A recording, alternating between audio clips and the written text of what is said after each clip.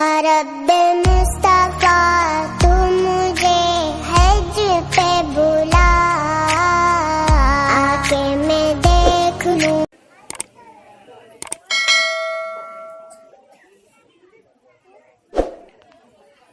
अस्सलामु अलैकुम वरहमतुल्लाहि वबरकातुह।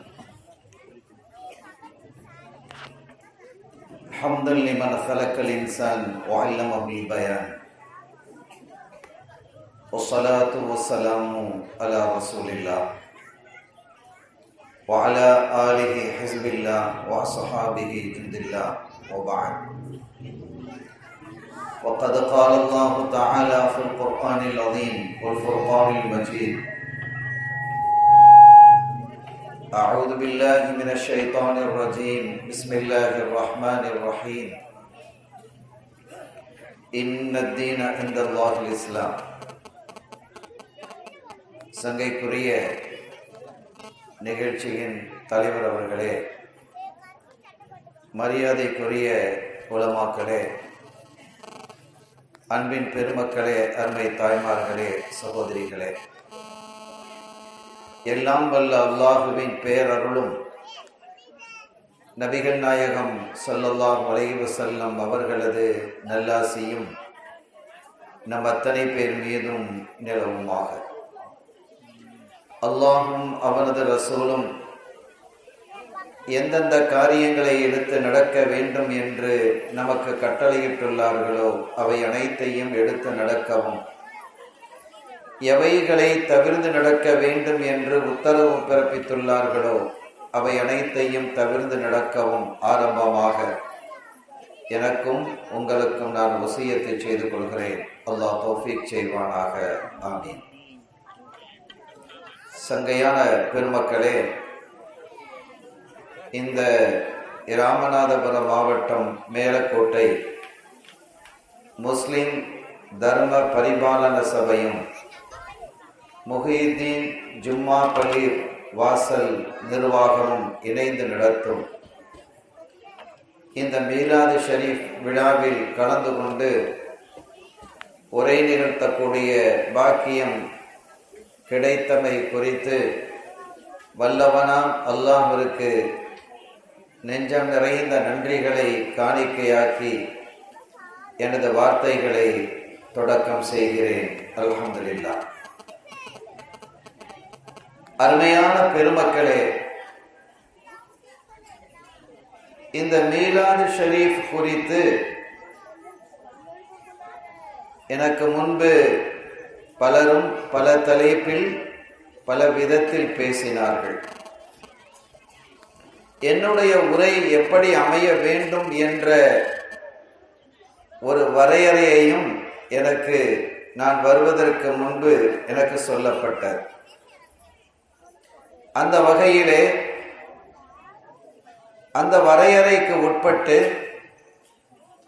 இந்த சமூகத்திற்கு பலன் தரும் வகையில் இன்ஷா அல்லாஹ் எனக்கு தரப்பட்ட நேரத்தில் நான் உங்கள் முன் என்னுடைய உரையை சமர்ப்பிப்பேன். இந்த உரை என்பது ஒரு ஹதீதை அடிப்படையாக வைத்து அமைய வேண்டும் என்று உலமாக்கள் கேட்டுக்கொண்டனர். அத்திபு அவுலாதக்கும் அலா ஸலாசி ஹிஸாலின், உங்களினுடைய பிள்ளைகளுக்கு 3 விஷயங்களின் அடிப்படையில் அவர்களை நீங்கள் தர்பியத்து செய்யுங்கள். 3 விஷயத்தின் வழியில் அந்த பிள்ளைகளை வழி நடத்துங்கள். ஒன்று, ஹுப்பி நபியிக்கும், உங்கள் நபியின் மீது நீங்கள் அவர்களுக்கு பாசத்தை ஏற்படுத்துங்கள். ஒஹுப்பி ஆலி பைத்திஹி அல்லது அஹ்லி பைத்திஹி, அவர்களுடைய குடும்பத்தாரின் மீதும் பிரியத்தை பாசத்தை உங்களுடைய பிள்ளைகளுக்கு ஏற்படுத்துங்கள். மூன்றாவது, வத்திலாவத்தில் குர்ஆன், குர்ஆன் ஓதுவதின் மீதும் அந்த பிரியத்தையும் பாசத்தையும் ஏற்படுத்துங்கள். இந்த ஒரு ஹதீதினுடைய கருத்தின் அடிப்படையில் இன்ஷா அல்லாஹ் இந்த உரை அமையும்.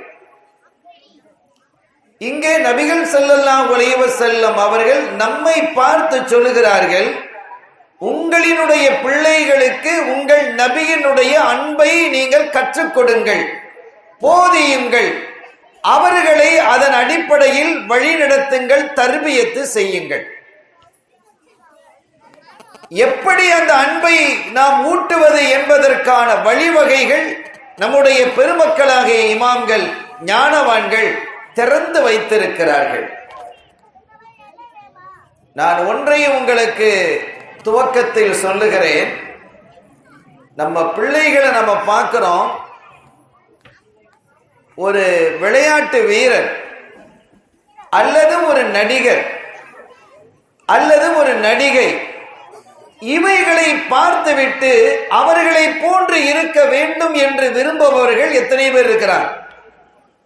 அவர்களுடைய ரசிகர்கள். அது இயல்பானது. ஒன்றை ஒரு மனிதன் நேசிக்கும் பொழுது அது போன்று இருக்க வேண்டும் என்றோ அல்லது அது தனக்கு கிடைக்க வேண்டும் என்றோ அவன் விரும்புவான். இது உளவியல் ரீதியாக, சைக்காலஜிக்கலாக உள்ள ஒரு விஷயம்தான். ஆனால் இந்த இடத்தை நீங்கள் எப்படி நிரப்ப வேண்டும் என்பதை நம் இதயவேந்தர் காத்தமுர் ரசூல் முஹம்மதுர் ரசூலுல்லாஹி ஸல்லல்லாஹு அலைஹி வஸல்லம் அவர்கள் நமக்கு கற்றுத் தருகிறார்கள். உங்கள் பிள்ளைக்கு பேரன்பு மிக்கவனாக நான் இருக்க வேண்டும், அந்த இடத்தில் நான் இருக்க வேண்டும். காரணம் என்ன தெரியுமா? ஒரு பிள்ளை கண்மணி நாயகத்தை நேசிக்க ஆரம்பித்து விட்டால் ஒருபோதும் அது வழி தவறாது, எந்த தப்பான வழிக்கும் அது செல்லாது. கிரிக்கெட் வீரனை பார்த்து அதுபோன்று பேட் பண்ண வேண்டும் என்று விரும்புகிறார். அவனுடைய ஹேர் ஸ்டைல், அவன் நடிகனோ யாரோ ஒருத்தர் அதை விரும்புறாம அதே மாதிரி ஹேர் ஸ்டைல் பண்ணுகிறான். இதனால் அவனுக்கு ஏற்படக்கூடிய பலன் என்ன? பூஜ்ஜியம் அல்லது பூஜ்ஜியத்திற்கும் கீழே மைனஸ். அவனுடைய வாழ்க்கையில் அவன் தோற்று போவதற்கு நிறைய வாய்ப்புகள் இருக்கிறது. அந்த மாதிரி ஆட்களை நீங்க பாருங்க, நடிகர்களினுடைய ரசிகர்களாக, விளையாட்டு வீரர்களுடைய ரசிகர்களாக தங்களை மாற்றிக் கொண்டவர்கள் வாழ்வில் ஜெயித்ததில்லை. இல்லற வாழ்க்கையிலும் தோற்றிருக்கிறார்கள். நீங்கள் ஒரு ஆய்வை மேற்கொண்டால் தெரியும், உங்களுடைய வாழ்வு அது தோற்று போகும். மறு உலகத்திலும் அவர்கள் தோல்வி அடைவார்கள். இது சத்தியம். ஆனால் கண்மணி முஹம்மதுர் ரசூலுல்லாஹி ஸல்லல்லாஹு அலைஹி வஸல்லம் அவர்களுடைய அன்பு உங்கள் இதயத்தில் வறுமையானால் உங்கள் வாழ்க்கை ஜொலிக்கும் என்பது மாத்திரமல்ல, ஜெயிக்கும், துன்யாவிலும் ஆகிரத்திலும். அவர்களினுடைய ஒவ்வொரு வாக்கும் ஒவ்வொரு போக்கும் இந்த சமூகத்தின் நலன் சார்ந்தது என்பதை நீங்கள் புரியணும். ஏன் ஸல்லல்லாஹு அலைஹி வஸல்லம் அப்படி சொன்னாங்க? அவர்கள் சொன்னதற்கு காரணம் என்ன? இந்த சமூகத்தினுடைய நலன் சார்ந்தது. அவர்களினுடைய ஒவ்வொரு பேச்சும், ஒவ்வொரு கட்டளையும், ஒவ்வொரு விலக்கலும் இந்த சமூகத்திற்கு மகத்தான பாக்கியத்தை தரும். வரிசையாக நாம் பட்டியலிடலாம், நேரம் தரும் வரை. கண்ணியத்திற்குரிய பெருமக்களே, இடது கையால் சாப்பிடாதீர்கள் அப்படிங்கிறான். ஸல்லல்லாஹு அலைஹி வஸல்லம் இடது கையால சாப்பிடக்கூடாதுன்னு சொல்லிட்டாங்க. அவங்க மேல நமக்கு பிரியம் இருந்தா நம்ம இடது கையால சாப்பிடுவோமா? இன்னைக்கு நிறைய இளைஞர்களை பாருங்க, வெளியிலே கடை தெருக்களிலே நின்று கொண்டு இடக்கையால் டீ அருந்தக்கூடிய, காஃபி அருந்தக்கூடிய காட்சியை பார்க்கிறோம்.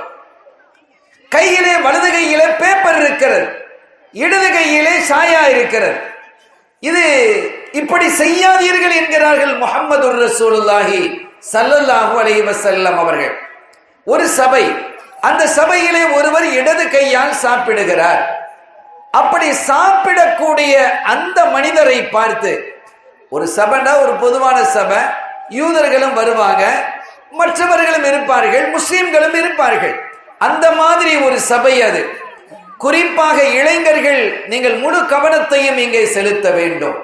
உங்களுடைய எதிர்கால வாழ்வினுடைய பிரகாசத்திற்காக இந்த உரை அமையும் என்று நான் விரும்புகிறேன். அல்லாஹ் அதை அப்படி ஆக்கி வைப்பானாக. அருமையானவர்களே, அந்த சபையிலே இடது கையால் ஒருவர் சாப்பிடுகிறார். குல் பியமீனி ஸல்லல்லாஹு அலைஹி வஸல்லம் சொன்னாங்க, வலது கையால நீ சாப்பிடு, வலது கையால சாப்பிடு. ஸல்லல்லாஹு அலைஹி வஸல்லம் அவர்கள் சொன்னதற்கு பிறகும் அந்த மனிதர் சொன்ன பதில் என்ன தெரியுமா? லா அஸ்தத்தியா, எனக்கு வலது கையால் சாப்பிட முடியாது. முடியாதுன்னா அவருக்கு ஏனாம இருந்து அது வேற விஷயம். ஒருத்தருக்கு கையே இயங்கல்ல, இடது கை தான் இயங்குது, வேற என்ன செய்ய முடியும்? அது மார்க்கத்தில் தடை அல்ல. ஆனால் லா அஸ்தத்தியோ, என்னால் முடியாது என்று சொன்னவர் வலது கையை தூக்க முடியாதவர் அல்ல, வலது கையை உபயோகிக்க முடியாதவர் அல்ல. மாறாக அவர் வலது கையை உபயோகிப்பதை விரும்பவில்லை. அப்படி ஒரு சமூகம் இருந்தது. அந்த அடிப்படையில் தான் லா அஸ்தத்தியு என்றார்கள். ஸல்லல்லாஹு அலைஹி வஸல்லம் அவர்கள் பதில் சொன்னார்கள், லா தஸ்தத்தி, உங்களுக்கு முடியாமலே அது ஆகிவிடுமே என்றார்கள். வாழ்நாளில் அதற்கு பிறகு அவர் வலது கையால் சாப்பிட முடியாமலே ஆனது, வலது கையை உபயோகிக்க முடியாமலே போனது. ரசூல் ஸல்லல்லாஹு அலைஹி வஸல்லம் அவர்கள் சாபம் இடுபவர்கள் அல்ல, யாரையும் குறை சொல்லுபவர்கள் அல்ல. இன்றைய மருத்துவ ஆய்வு என்ன சொல்லுகிறது தெரியுமா? ஒரு மனிதனுக்கு வலது கை இயங்கவே அவன் இடது கையை உண்ணுவதற்கு பருகுவதற்கு பயன்படுத்துகிறான் என்றால் அவனுக்கு பேரலைஸ், பக்கவாதம் ஏற்படுவதற்கான வாய்ப்புகள் அதிகம் என்று குறிப்பிடுகிறது இன்றைய மருத்துவம். இப்ப நீங்க சொல்லுங்க, ஸல்லல்லாஹு அலைஹி வஸல்லம் அவர்கள் மீது அன்பு இருக்கக்கூடியவர்கள் இடது கையால் சாப்பிடுவார்களா? சாப்பிட மாட்டாங்க. ரசூலுல்லாஹ் சொல்லிட்டாங்க என்று சொன்னாலே அந்த பிரியம் அவர்கள் சொன்ன பிரகாரம் நடக்க தூண்டும். நம் எல்லோருக்கும் தெரியும், ஆட்டினுடைய முன் சந்து ஸல்லல்லாஹு அலைஹி வஸல்லம் அவர்கள் விரும்பி சாப்பிடுவார்கள். ஒரு ஆடு இருக்கு, அந்த ஆட்டினுடைய முன் சந்து ஸல்லல்லாஹு அலைஹி வஸல்லம் அவர்களுக்கு விருப்பம், எல்லோருக்கும் தெரியும். சுரைக்காய், அதிலே அவர்கள் உணவிலே அதிகம் உபயோகிப்பார்கள், அது அவர்களுக்கு விருப்பம். இப்ப ஒரு விஷயத்தை நம்ம புரிஞ்சுக்கிடணும், ஸல்லல்லாஹு அலைஹி வஸல்லம் அவர்களுக்கு ஒன்று பிடிக்கிறது, ஒரு விருப்பமாக சாப்பிடுகிறார்கள் என்றால் அது நம் விருப்பத்தை போன்றது அல்ல. முதல்ல ரசூலை நம்ம புரியணும்.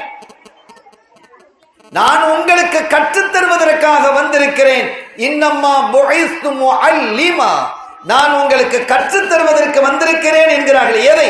எல்லாவற்றையும். நீங்கள் பிறந்தது முதல் மண்ணறையை தொடும் வரை உங்களுடைய வாழ்க்கையினுடைய ஒவ்வொரு அசைவும் ஒவ்வொரு அங்கமும் எப்படி இருக்க வேண்டும் என்று கற்றுத்தந்தவர்கள் தான் வள்ளலன் கண்மணி நாயகம் முஹம்மதுர் ரசூலுல்லாஹி ஸல்லல்லாஹு அலைஹி வஸல்லம் அவர்கள்.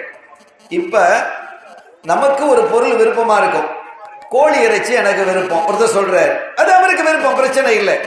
எனக்கு மாட்டு இறைச்சி பிடிக்காது, அவருக்கு பிடிக்க இல்லை. இதே மாதிரி பிடிக்குது பிடிக்க இல்லைங்கிற இந்த கோணத்தில் இதை ஒரு அளவுகோலாக வைத்து நபிகள் நாயகம் ஸல்லல்லாஹு அலைஹி வஸல்லம் உங்களை பார்க்க கூடாது. அது பிழை, அது பிழை. அது ஏன் ஸல்லல்லாஹு அலைஹி வஸல்லம் அவர்கள் சுரைக்காயை விரும்பி சாப்பிட்டார்கள்? இந்த ஆட்டினுடைய இறைச்சியினுடைய முன் சந்தை விரும்பி சாப்பிட்டார்கள் என்ற ஆய்வுகள் அன்றும் நடந்திருக்கிறது, இன்றும் நடந்து கொண்டிருக்கிறது. நம்மை விட மேலை நாட்டவர்கள் அந்த ஹதீதை ஆய்வுக்கு உட்படுத்தி அதற்கான அறிவியல் விளக்கத்தை இந்த சமூகத்துக்கு தந்திருக்கிறார். இப்ப பாருங்க, ஆட்டுல கொலஸ்ட்ரால் இருக்கு, ஆட்டு இறைச்சியில கொலஸ்ட்ரால் இருக்குல்ல, இருக்கு. இந்த ஆட்டினுடைய முன் சந்தில் மாத்திரம் கொலஸ்ட்ரால் 0. இன்னைக்கு ஆய்வு பேசுகிறது, பெல்ஜியம் சொல்லுகிறது, ஆட்டினுடைய முன் சந்தில் கொலஸ்ட்ரால் இல்லை என்கிறது, அது 0 என்கிறது. ஆக ரசூல் ஸல்லல்லாஹு அலைஹி வஸல்லம் அவர்களுடைய விருப்பம் எல்லாம் அதில் சுவை இருக்கிறது, சுவை கூடுதல் என்பது அல்ல, இந்த சமூகத்தினுடைய நலன் சார்ந்தது. இந்த வையத்தில் வாழக்கூடிய முஸ்லிம்கள் முஸ்லிம் அல்லாதவர்களினுடைய நலன் சார்ந்தது என்பதை நாம் விளங்க வேண்டும். எவ்வளவு பெரிய ஆச்சரியமான விஷயம்! சுரைக்காய் என்ன கதை? சய்யிதுனா அனஸ் ரலியல்லாஹு தஆலா அவர்கள் சொல்லுகிறார்கள், நான் ஒரு விருந்தில் கலந்து கொண்டேன். நான் ஒரு விருந்துல கலந்து கொண்டேன். அந்த விருந்திலே ஒரு வாளி, அதுல இறைச்சி இருக்கு. அந்த இறைச்சியிலே ஸல்லல்லாஹு அலைஹி வஸல்லம் அகப்பை போடப்பட்டிருக்கிறது. அந்த வாளியை அல்லது அந்த பாத்திரத்தை அவர் பக்கத்திலே வைத்துக் கொண்டு அதிலே இருக்கக்கூடிய சுரைக்காயை துண்டை எடுத்து தன்னுடைய தட்டிலே எடுத்து எடுத்து வைத்து சாப்பிட்டார்கள். அன்று முதல் சுரைக்காய் எனக்கு பிரியமானது. அனஸ் ரலியல்லாஹு அன்ஹு சொல்றாங்க, ஸல்லல்லாஹு அலைஹி வஸல்லம் பிரியம்னா எல்லாருக்கும் பிரியமாயிடும். அப்படிதான் சஹாபிகள் இருந்தாங்க. அன்று முதல் எனக்கு சுரைக்காய் பிரியமாக இருந்தது. இப்ப இன்றைய ஆய்வாளர்கள், இன்னைக்கு எவ்வளவு மருத்துவம் வந்துடுச்சு, அந்த மருத்துவ ஆய்வுகள் குறிப்புகள் சொல்லும் விஷயம் என்ன தெரியுமா? கொலஸ்ட்ரால், இப்போ நம்ம ஒவ்வொரு ஊர்கள்லையும் அந்த இறைச்சியோட ஏதாவது ஒரு காய்கறியை போடுவாங்க. கோழி இறைச்சியோட சில ஊர்ல கத்திரிக்காயை போடுவாங்க, முருங்கைக்காயை போடுவாங்க. ஆட்டு இறைச்சியோட உருளைக்கிழங்க போடுவாங்க. எங்க ஊர்ல என்ன போடுவாங்க தெரியுமா? வாழைக்காயை போடுவாங்க. எங்க ஊர்ல ஆட்டு இறைச்சிக்கு அதிகமாக பயன்படுத்துவது கல்யாண வீடுகளிலே வாழைக்காய். இது ஒவ்வொரு ஊர்லயும் ஒரு விதம் இருக்கிறது. அரபுகள் இப்போது என்ன பயன்படுத்துகிறார்கள் என்றால் சுரைக்காயை அதுல போடுவாங்க. ஏன்னா ஸல்லல்லாஹு அலைஹி வஸல்லம் அவர்கள் பயன்படுத்தியது. சுரைக்காய் கொலஸ்ட்ராலை கட்டுப்படுத்துகிறது. அந்த ஆட்டு இறைச்சியில் நம்ம சாப்பிடும்போது கொலஸ்ட்ரால், அதை ஒரு கட்டுப்படுத்தி நம்முடைய உடலுக்கு அது இரத்தமாக வழங்குகிறது என்று இன்றைய மருத்துவ அறிவியல் நமக்கு தெளிவுபடுத்துகிறது. ஆக ரசூல் ஸல்லல்லாஹு அலைஹி வஸல்லம் அவர்களை ஒரு மனிதன் நேசிக்கும் பொழுது கண்மணி நாயகத்திற்கு இது பிரியம், எனவே இதை நான் சாப்பிடுவேன். இது அவர்கள் விரும்பவில்லை, இதை நான் ஒதுக்குவேன் என்று சொன்னானே, வாழ்வியலில் அவன் ஆரோக்கியத்தை அவன் அடைந்து கொள்ள முடியும். ஸல்லல்லாஹு அலைஹி வஸல்லம் மதீனா ஷரீஃபுக்கு வர்றாங்க. மதீனா ஷரீஃப் வந்த கொஞ்ச காலத்திலேயே மதீனாவிலும் மதீனாவை சுற்றில் இருந்த பகுதிகளிலும் இருக்கக்கூடிய வைத்தியர்கள் அங்கே ரசூல் ஸல்லல்லாஹு அலைஹி வஸல்லம் அவர்களை வந்து சந்திக்கிறார். அந்த காலத்தில் உள்ள டாக்டர்ஸ், வைத்தியர்கள், அவங்க வந்து சொன்னாங்க, யா முஹம்மத் ஸல்லல்லாஹு அலைஹி வஸல்லம், நீங்க வந்ததுக்கு பிறகு எங்க பிசினஸ் கம்மியாயிடுச்சு. நோய் என்று வரக்கூடியவர்களுடைய எண்ணிக்கை மிகவும் குறைந்து போய்விட்டது. நோய் என்று வரக்கூடியவர்களுடைய எண்ணிக்கை மிகவும் குறைந்து போயிருக்கிறது. வருகிறார்கள், எண்ணிக்கை மிகவும் குறைந்து போயிருக்கிறது. என்ன காரணம் என்று நாங்கள் அறியலாமா என்று கேட்டபோது ஸல்லல்லாஹு அலைஹி வஸல்லம் அவர்கள் சொன்னார்கள், என்னை பின்பற்றுபவர்களுக்கு 2 விஷயத்தை நான் சொன்னேன், என்னை ஏற்பவர்களுக்கு 2 விஷயத்தை சொன்னேன். அது எல்லாருக்கும் பொதுவானது. ஸல்லல்லாஹு அலைஹி வஸல்லம் ரஹ்மத்துன்னா மூமின்களுக்கு மட்டும் இல்ல, ரஹ்மத்துல் லில் ஆலமீன் என்றுதான் அல்லாஹ் சொல்கிறான். உலகத்தில் வாழும் சகல மதத்தினர்கள், மதத்தையே ஏற்காதவர்கள், இறைவனையே மறுப்பவர்கள், அவர்களுக்கும் அவர்கள் ரஹ்மத். அவங்க சொன்னாங்க, 2 விஷயம் தான் நான் சொன்னேன். ஒன்று, பசித்ததற்கு பின்னால சாப்பிடு. நமக்கு அதெல்லாம் கிடையாது. டைமுக்கு எதையாவது தின்றுட்டு படுத்துறணும். எதையாவது தின்று பசித்த பின் சாப்பிடு என்று நான் கற்றுக் கொடுத்தேன். 2வது, உன் வயிறு நிரம்புவதற்கு முன்பாக சாப்பிட்டுக் கொண்டிருக்கும் போது உன் வயிறு நிரம்புவதற்கு முன்பாக உன் கையை உயர்த்தி விடு, சாப்பாடை ஸ்டாப் பண்ணிடு. கழுத்து வரைக்கும் சாப்பிடாதேங்கிறாங்க, வயிறு நிறைய சாப்பிடாதே என்கிறார்கள். அது பெரிய மருத்துவம், அது ஆரோக்கியம், உனக்கு நோய் நிவாரணியாக அது அமையும் என்றார்கள். இந்த 2ஐயும் கற்றுக் கொடுத்தேன் என்கிறார்கள். ஸல்லல்லாஹு அலைஹி வஸல்லம் அவர்கள் மீது பிரியம் வைத்திருப்பவர்கள் அப்படி வயிறு நிறைய சாப்பிடுவாங்களா? சாப்பிட மாட்டாங்க. அப்ப இது என்ன என்று பார்க்கும் பொழுது கண்மணி நாயகத்தினுடைய விருப்பு வெறுப்பு எல்லாம் இந்த உம்மத்தினுடைய நலனை சார்ந்ததாகவே இருக்கிறது. எனவே சிறு வயது முதலே உங்களுடைய குழந்தைகளுக்கு கண்மணி நாயகத்தினுடைய அன்பை கற்றுக் கொடுத்து விடுங்கள், அந்த பிரியத்தை கற்றுக் கொடுத்துருங்க அப்படிங்கிறாங்க. சங்கையான பெருமக்களே, முன்னால நம்ம ஹஸ்ரத் அவர்கள் சொல்லும் பொழுது வஅலமு அன்ன ஃபீக்கும் ரசூலல்லாஹ், நீங்கள் அறிந்து கொள்ளுங்கள், அல்லாஹ்வின் திருத்தூதர் ஸல்லல்லாஹு அலைஹி வஸல்லம் அவர்கள் உங்களிடத்தில் இருந்து கொண்டிருக்கிறாங்க. அவங்க இருக்கிறாங்க, உங்கள்கிட்ட இருக்கிறாங்கிறாங்க. அதுக்கு 2 விதமான கருத்து. அது ஞான ரீதியான ஒரு கருத்து இருக்கிறது. நான் அந்த விளக்கத்திற்கு இப்போது செல்லவில்லை. ஞான ரீதியாக அது சுருக்கமாக சொல்வதாக இருந்தால் அவர்கள் ஒரு ஒளிமயம், அவர்கள் ஒரு நூர் ஒளிமயம், அவர்கள் இந்த உலகத்தை வியாபித்து இருக்கிறார்கள் என்பதற்கான பல சான்று ஹதீஸிலே இருக்கிறது. புகாரியிலேயே இருக்கிறது. ஒரு மனிதன் மரணித்து விட்டால் அந்த மனிதனை 2 மலக்குமார்கள் கேள்வி கேட்பார்கள். அப்படி கேள்வி கேட்கும் பொழுது ஸல்லல்லாஹு அலைஹி வஸல்லம் அவர்களை குறித்து மா தகூலு ஃபீ ஹாதர் ரஜுல், இவர்களை பற்றி நீ என்ன சொல்லுகிறாய்? கபருக்குள்ள யாரு வர்றா? ஸல்லல்லாஹு அலைஹி வஸல்லம் வர்றாங்க. உலகம் முழுவதும் எப்படி உள்ளே வர முடியும் என்றால் அது ஒளிமயம். இன்னைக்கு எக்ஸ்ரே எடுக்கிறோம், ஸ்கேன் எடுக்கிறோம், எல்லாம் லேசர் தானே, ஒளிமயம். அதனால் நம்முடைய உடலுக்குள்ளால் அது ஊடுருவுகிறது. கண்மணி நாயகம் ஸல்லல்லாஹு அலைஹி வஸல்லம் அவர்கள் இதையெல்லாம் தாண்டிய ஒளியானவர்கள், பிரகாசமானவர்கள். எனவே அவர் கபர்களுக்குள்ளும் ஊடுருவார்கள், விண்ணுக்கு மேலும் ஊடுருவார்கள், இதயங்களுக்குள்ளும் வருவார்கள், உலகெங்கும் வியாபித்து இருப்பார்கள். வேறு ஒன்றும் இல்லை. நீங்க பாருங்க, இந்த இடத்துல டிவியினுடைய சேனல் இருக்கா? இருக்கு, உங்களுக்கு கண்ணுக்கு தெரியல.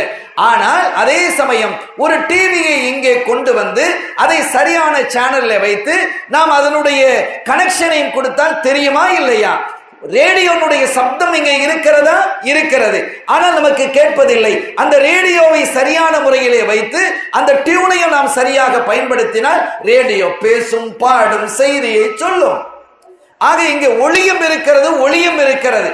கண்மணி நாயகம் ஒளியானவர்கள் என்பதற்கான சான்று குர்ஆனிலும் இருக்கிறது, ஹதீஸிலும் நிறைந்து காணப்படுகிறது. நான் அதை விரித்து சொல்லவில்லை. நான் செய்தி எனக்கு தரப்பட்ட தலைப்பு குழந்தைகளை நோக்கி, இளைஞர்களை நோக்கி பேசப்படக்கூடிய தலைப்பு. இது பெரியவர்களுக்கும் பொருந்தும், இது யாவருக்கும் பொருந்தும். அருமையானவர்களே, என்னுடைய இலக்கெல்லாம் இளைஞர்களை நோக்கித்தான், வளரக்கூடிய இந்த சமுதாயத்தை நோக்கி. அவர்களுக்கு சரியாக நீங்க கொடுத்துட்டீங்கன்னா அவங்க வளர்ந்த பிறகு சரியா இருப்பாங்க. 5இல் வளையாதது 50இல் வளையாது. குழந்தைகளாக இருக்கும் பொழுது அவர்களை சீர் செய்யவில்லை என்றால் அவர்கள் வளர்ந்ததற்கு பிறகு சீர்கெட்டு போய் விடுவார்கள் என்பதை தமிழ் மொழி பேசும். எனவே அன்பானவர்களே, நீங்கள் இந்த மாதிரி ஒரு அன்பை ரசூல் ஸல்லல்லாஹு அலைஹி வஸல்லம் அவர்கள் நம்மிடம் எப்படி நடந்து கொண்டார்கள், அவர்கள் சொல்லிய விதம் என்ன, அவர்கள் எப்படி நடக்க வேண்டும் என்று நமக்கு வழிகாட்டியுள்ளார்கள், எப்படி சாப்பிட வேண்டும். ஒரு பிள்ளை சாப்பிட்டுக்கிட்டு இருக்கிறாங்க, ஸல்லல்லாஹு அலைஹி வஸல்லம் அவர்களுக்கு முன்னால உட்கார்ந்து அப்படியே சாப்பிட்டுக்கிட்டு இருக்கிறாங்க. ஸல்லல்லாஹு சொல்றாங்க, முதல்ல சம்மி இஸ்மல்லாஹ் அவ் கமா கால அலைஹி ஸலாத்து வஸ்ஸலாம், தம்பி முதல்ல நீங்க சாப்பிட ஆரம்பிக்கும் போது அல்லாஹ்வினுடைய திருநாமத்தை பிஸ்மில்லா சொல்லி ஆரம்பிங்கங்கறாங்க. நம்ம பிள்ளைகளுக்கு நாம் சொல்லி கொடுக்கணும், பிஸ்மில்லா அப்படின்னு சொல்லி கொடுங்க. இன்னும் சொல்ல போனா, நீங்க வீடிலே இரவிலே கதவை சாத்தும் பொழுது, கதவை மூடுறோம் இல்ல, எதை ரசூல் சொல்லல, எதை விட்டுருக்கிறாங்க, நீங்க எதையும் தேடி பாருங்க. ஹஸரத் அவர்கள் சொன்ன மாதிரி நீங்க என்ன டாபிக் எடுத்தாலும் அவங்களை தொட முடியாது. நிறைவு என்பது அவர்களை கொண்டு தான். இரவிலே நீங்கள் கதவை சாத்தும் பொழுது பிஸ்மில்லா என்று சொல்லி நீங்கள் கதவை தாளிடுங்கள். திருடன் வீட்டுக்குள்ள வர முடியாது, தெரியுமா? நீங்கள் செய்து பாருங்களேன். அதற்கான விளக்கங்களும் நிறைய இருக்கிறது, நான் நுழையவில்லை. சங்கைக்குரிய பெருமக்களே, ஸல்லல்லாஹு அலைஹி வஸல்லம் அந்த பிள்ளையை பார்த்து சொல்றாங்க, முதல்ல பிஸ்மி சொல்லுமா, குல் பியமீனிக், நீ வலது கையால சாப்பிடு, ஓ குல் மா எலி, உன்னை அடுத்து இருக்கக்கூடிய தட்டுல அங்கங்க கையை வைக்க கூடாது. நமக்கு பக்கத்தில் இருக்கக்கூடியதிலிருந்து எடுத்து சாப்பிடணும். ஒரு டிசிப்ளின், ஒரு ஒழுங்குமுறை, ஒரு அழகு, சாப்பிடுவதிலேயே ஒரு பண்பாடு. அங்க எடுத்து சாப்பிடக்கூடாது. அங்க ஒரு இறைச்சி துண்டு அப்படி எடுக்கிறது, இப்படி எடுக்கக்கூடாது. உனக்கு பக்கத்தில் இருந்து அந்த உணவை எடுத்து சாப்பிடு என்று சாப்பிடுவதற்கும் ஒரு வழிவகை சொல்லி தந்தவர்கள் வள்ளலம் கண்மணி நாயகம் முஹம்மதுர் ரசூலுல்லாஹி ஸல்லல்லாஹு அலைஹி வஸல்லம் அவர்கள். எதை சொல்லல அவங்க, உங்களுக்கு என்ன வேணும் அவங்கள படியுங்க. ரசூல் ஸல்லல்லாஹு அலைஹி வஸல்லம் படியுங்கள். நான் சொன்னேன், வஅலமு அன்ன ஃபீக்கும் ரசூலல்லாஹ், ரசூல் அல்லாஹ்வின் திருத்தூதர் உங்களிலே இருந்து கொண்டிருக்கிறார்கள் என்பதற்கு 2 விளக்கம் இருக்கிறது. 2ம் உன்னதமானது. ஒன்று ஆன்மீக விளக்கம், அதற்கு ஒரு உபமானத்தை நான் சொன்னேன். இன்னொன்று நம்முடைய நடைமுறை விளக்கம். உங்களினுடைய ஒவ்வொரு செயல்பாடும் ரசூல் ஸல்லல்லாஹு அலைஹி வஸல்லம் அவர்கள் சொன்னது போன்று செய்தது போன்று இருந்தால் உங்களோடு ரசூல் இருக்கிறார்கள் என்பது அர்த்தம் இல்லையா? அதை இலக்கியமாகவும் பார்க்கலாம். எதை சொல்லல, ரொம்ப காலத்துக்கு முன்னால இந்த கூத்தாநல்லூர்ங்கிற ஊர்ல தந்தை பெரியார் மீலாது விழாவில் பேசுறதுக்கு அழைக்கப்பட்டு வர்றார். அவர் மயிலாடுதுறை ரயில்வே ஸ்டேஷனில் வந்து இறங்கி அங்கே ஒரு ஹோட்டலில் தங்கி இருக்கிறார். நைட்டுக்கு மீலாது. அப்போ இந்த ஃபோனில், இந்த செல்ஃபோன் கிடையாது, எல்லாம் சுற்றுற ஃபோன் தானே, அந்த ஃபோனில் தலைவரை தொடர்பு கொண்டு, நான் மயிலாடுதுறைக்கு நீங்கள் எல்லாம் ஏற்பாடு பண்ணீங்க, தங்க வச்சிருக்கிறீங்க, சரி, நைட்டுக்கு நான் மீலாது விழாவில் வந்து பேசுகிறேன்ப்பா, ஆனால் எனக்கு இந்த பிரியாணி இதெல்லாம் வச்சுறாங்க, எனக்கு ஃபீவராக இருக்குது, காய்ச்சலாக இருக்குது, எனக்கு கஞ்சி காய்ச்சி வைங்க, கஞ்சி வைங்க அப்படின்னு சொல்கிறார். சரி ஐயா அப்படின்னு சொல்லி முடிஞ்சது. மீலாது விழா நடந்தது. அதே மாதிரி ஃபங்க்ஷன் முடிஞ்சது பிறகு விருந்து உபசாரம் நடக்குது. அந்த நிர்வாகிகள், அதில் கலந்து கொண்ட உலமாக்கள் எல்லாம் சாப்பிட்றாங்க. அந்த இமாம் சாப்பிட்றாங்க. பக்கத்தில் இமாம் பக்கத்தில் தான் பெரியார் இருக்கிறாங்க. அவருக்கு கஞ்சி தான் வச்சிருக்கிறாங்க. அவர் என்ன கோப்பையில் இருக்கக்கூடிய கஞ்சியை எடுத்து 2 மிடர் அல்லது 3 முடக்கு குடித்து விட்டு அவருடைய ஸ்டைலில் கேட்பார். அவர் ஏடா கூட்டமா தடபடன்னு பேசுறாள் தானே, துணிச்சலாக பேசக்கூடியாரு. எந்த முட்டாப்பைய இந்த கஞ்சியில மூக்கு பொடிய போட்டான் அப்படின்னு கேட்கிறார். அவருடைய ஸ்டைல் அது. இல்லாட்ட வெங்காயம் அப்படின்னு சொல்வார். எந்த முட்டாப்பைய இந்த கஞ்சியில மூக்கு பொடியை போட்டிருக்கிறான், அந்த மூக்குப்பொடி வாசனை வருது அப்படின்னு. பக்கத்தில் இருந்த இமாம் சொன்னாங்களாம், ஐயா யாராவது கஞ்சியில மூக்கு பொடியை போடுவாங்களா? பாரு, நீ குடிச்சு பாக்குறீங்களா? அந்த அளவுக்கு வாட வீசுது. வேற ஒண்ணுமே இல்லை, யாரும் அதுல போடல. நீங்க மூக்கு பொடி போடுற வழக்கம் உள்ளவர் தானே? ஆமா, நான் போடுற வழக்கம் உள்ள. நான் கொண்டு போட்டேனா? நீங்க போடல, நீங்க போடல. மூக்கு பொடி போடுற ஆள் தான் நீங்க, அது எங்களுக்கும் தெரியும். ஆமா, நீங்க உங்க மூக்குல போட்டீங்களா? ஆமா, அது உங்க மீசை முழுவதும் அதுல இருக்கு. மீசையெல்லாம் ஒட்டிக்கிட்டு இருக்குது. நீங்க குடிக்கும் பொழுது அந்த மீசை அந்த கஞ்சியிலே முங்கி அதன் மூலம் நீங்கள் சாப்பிடுகிறீர்கள்.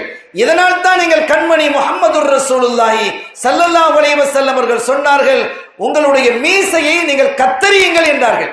கையில் இருந்த கஞ்சியை கீழே வச்சுட்டு அவர் சொன்னாராம், இந்த மீசை மயிரை கூட அவர் விட்டு வைக்கவில்லையா? இது அவருடைய வார்த்தை. அவர் சொன்னதுனால சொல்றோம், நம்ம அப்படி பேசுறது இல்லை. இந்த மீசை மயிரை கூட அவர் விட்டு வைக்கவில்லையா? எனக்கு பேர் ஆச்சரியமாக இருக்கிறதப்பா. அவர் என்ன ஆச்சரியமான ஒரு விஷயம் இது, எவ்வளவு அற்புதமாக இருக்கிறது என்று அவர் அதிசயித்து போனார் என்ற தகவல்களை பேசுவதற்கு நாம் கேட்டிருக்கிறோம். ஸல்லல்லாஹு அலைஹி வஸல்லம் அவர்கள் சொன்ன ஒவ்வொன்றையும் நீங்கள் பாருங்கள், அது ஆச்சரியமானது. அதை இந்த குழந்தைகளுக்கு நீங்கள் கற்றுக் கொடுக்கணும். இப்படித்தான் வலது காலிலே முதலாவது செருப்பை அணி, இரண்டாவது இடது கால் கழட்டும் போது இரண்டாவது இடது காலை கழட்டி விட்டு வலது காலை கழட்டு என்பதை சொல்லிக் கொடுக்கணும். இன்னொன்றையும் பாருங்க, செருப்பு அணிவதாக இருந்தால் நின்று கொண்டு அணியலாம், பிரச்சனை இல்லை. ஷூ அணிவதாக இருந்தால் அமர்ந்து அணியுங்கள் என்றார்கள் கண்மணி ஸல்லல்லாஹு அலைஹி வஸல்லம். ஷூ அணிவதாக இருந்தால் இரண்டாவது இன்னொன்றையும் சொன்னார்கள், ஷூ போன்றதை நீங்கள் அணியும் பொழுது 2 முறை தட்டிவிட்டு அணியுங்கள் என்றார்கள். நான் பல ஆண்டுகளுக்கு முன்பாக பேசியிருக்கிறேன். பத்திரிகையில் வந்த ஒரு செய்தி, ஒரு பிள்ளைய பள்ளிக்கூடத்துக்கு அனுப்புறாங்க. குழந்தைய பள்ளிக்கூடத்துக்கு போறோம்னா நம்ம பிள்ளைகளுக்கு அழுக வரும், அது இயல்பான ஒண்ணு. அதை விட ரொம்ப அழுக வர்றது மதரசாக்கு போறது. அப்ப பள்ளிக்கூடத்துக்கு ஷூ எல்லாம் போட்டு பள்ளிக்கூடத்துக்கு போனா நீண்ட தானே போகணும். அந்த குழந்தை அழுகுது, எனக்கு வலிக்குது வலிக்குது கால் வலிக்குது அப்படின்லாம் சொல்லுது. இது வலிமையாக பேசுறது என்று சொல்லி அந்த தாய் அந்த பள்ளிக்கூடத்துக்கு போக வேண்டிய வேன் வந்ததும் அதுல ஏத்தி அனுப்பிடுச்சு. அங்க போய் பள்ளிக்கூடத்திலே அந்த குழந்தை அழுது கொண்டே இருந்திருக்கிறது. அந்த குழந்தை அழுதுகிட்டே இருக்கு. அந்த டீச்சர் கேட்கிற, என்னம்மா எனக்கு காலில் வலிக்குது கால் வலிக்குது கால் வலிக்குது அப்படின்ட்டு. சும்மா அந்த டீச்சரும் சமாதானப்படுத்தி பார்த்து முடியல. ஒரு கட்டத்தில் அந்த குழந்தை அப்படி மயங்கி கீழே விழுந்துடுச்சு. பயந்து போயிட்டாங்க. கடகடன்னு பிரின்சிபல் மற்ற பெரிய ஆசிரியர்களுக்கு சொல்லப்பட்டு வேகமாக மருத்துவருக்கும் சொல்லப்பட்டு வந்து பார்த்த போது அவர் சொன்னார், குழந்தை இறந்து விட்டது. அந்த சின்ன குழந்தை இறந்து விட்டது. உடம்பெல்லாம் அது எப்படி இருக்குன்னா நீளம் பாய்ந்து இருக்கிறது. அவங்களுடைய ட்ரெஸ்ஸை கலத்தும் பொழுது ஷூவை கலத்துனா அந்த ஷூவுக்குள்ள இருந்து ஒரு கருந்தேள் அது வெளியில வந்து விழுது. அது செத்து போயிடுச்சு. ஸல்லல்லாஹு அலைஹி வஸல்லம் அவர்கள் சொன்னார்கள், ஷூ போன்றது ஹுஃப் போன்றதை நீங்கள் அணிகிறீர்களா, தட்டி விட்டு அணியுங்கள் என்றார்கள். உயிர் பாதுகாக்கப்பட்டிருக்கும் இல்லையா? இந்த சமூகத்தினுடைய உயிரின் மீது கண்மணி நாயகத்திற்கு எவ்வளவு பெரிய அக்கறை. இந்த சமூகத்தினுடைய ஆரோக்கியத்திற்கு அருள் நபி ஸல்லல்லாஹு அலைஹி வஸல்லம் அவர்கள் மீது எவ்வளவு பெரிய அக்கறை. எனவே ஒரு மனிதனுடைய வாழ்வு வளம் பொருந்திய வாழ்வாக, நலம் பொருந்திய வாழ்வாக அமைய வேண்டும் என்றால் கண்மணி நாயகத்தை அணுவாக பின்பற்ற வேண்டும். இதுல ரசூல் எப்படி செஞ்சாங்க, இதுல எப்படி நடந்துகிட்டாங்க, இதுல எப்படி அவங்க பேசினாங்க என்று ஒவ்வொரு மனிதனும் நினைக்க துவங்கினால், அவன் பின்பற்ற துவங்கினால் அந்த வாழ்வு பிரகாசமாக ஆகிவிடும், ஆரோக்கியமான வாழ்க்கையாக அமையும் என்பதை இந்த நேரத்தில் நான் உங்களுக்கு சொல்லுவேன். இந்த அன்பு எப்படி அமைய வேண்டும்? ஸல்லல்லாஹு அலைஹி வஸல்லம் அவர்களை நேசிக்கணும். ஒரு ஹதீது தான், ஒரு ஹதீதுல 3 பங்கா வச்சு ஒரு பங்கை மட்டும்தான் நான் இப்ப பேசுறேன். ஹுப்பி நபியுக்கும், அடுத்து ஹுப்பி அஹ்லி பைத்திஹி, அவர்களுடைய குடும்பத்தாரை நேசிப்பது, மூன்றாவது திலாவத்தில் குர்ஆன், குர்ஆனை ஓதி கொடுப்பது என்பது 3 பங்காக இந்த ஹதீத் இருக்கிறது. ஒரு வரி ஹதீதாக இருந்தாலும் 3 தகவல்களை அது சொல்லுகிறது. நான் ஒன்றை மாத்திரமே இங்கே மையமாக வைத்து நான் பேசுகிறேன். ஏன்னா ஒன்றை சொன்னாலும் கொஞ்சம் தெளிவா சொல்லிடணும் அப்படின்னு. இன்னொரு வாய்ப்பு கிடைக்கும் போது அடுத்த தலைப்புக்குள் இன்ஷா அல்லாஹ் நாம் வருவோம். அருமையான பெருமக்களே, ஆக கண்மணி நாயகம் ஸல்லல்லாஹு அலைஹி வஸல்லம் அவர்களை நேசிக்க வேண்டும் என்பது இறைவனுடைய கட்டளை. அந்நபியு அவுலா பில் முஃமினீன மின் அன்ஃபுஸிஹிம், உயிரை விட ஒரு மோமினுக்கு நபிகள் ஸல்லல்லாஹு அலைஹி வஸல்லம் அவர்கள் மேலானவர்கள். அப்ப நம்ம உயிரை விட ஒரு மனுஷன் அதிகமா எதை நேசிப்பான்னா உயிர் தான். ஒரு பிரயாணம் போறான், அவன்கிட்ட ஒரு 10 லட்சம் ரூபாய் கையில இருக்குது, திடீர்னு ஒரு திருடன்ட்ட மாட்டிட்டான், சுட்டு போடுவேன் அல்லது குத்தி போடுவேன் அப்படிங்கிறான். கடைசியா என்ன காசையாவது எடுத்துக்கப்பா, என்ன விட்டுருப்பா சொல்லுவானா இல்லையா? ஆக அவன் கோடியாக வைத்திருந்தாலும் ஒரு மனிதனுக்கு அவன் அறியாமல் முதல் பிரியமாக இருப்பது அவனுடைய உயிர்தான்.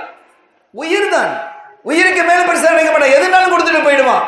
ஆனால் அதை விடவும் நீங்கள் அதிகமாக நேசிக்க வேண்டும் என் ஹபீபை என்கிறான் ரப்புல் ஆலமீன். அந்நபியு அவுலா பில் முஃமினீன மின் அன்ஃபுஸிஹிம், அவர்களுடைய உயிரை விட கண்மணி நாயகம் ஸல்லல்லாஹு அலைஹி வஸல்லம் அவர்கள் மூமின்களுக்கு மேலானவர்களாக இருக்க வேண்டும், உயர்வானவர்களாக இருக்க வேண்டும் என்று குர்ஆன் சொல்லுகிறது.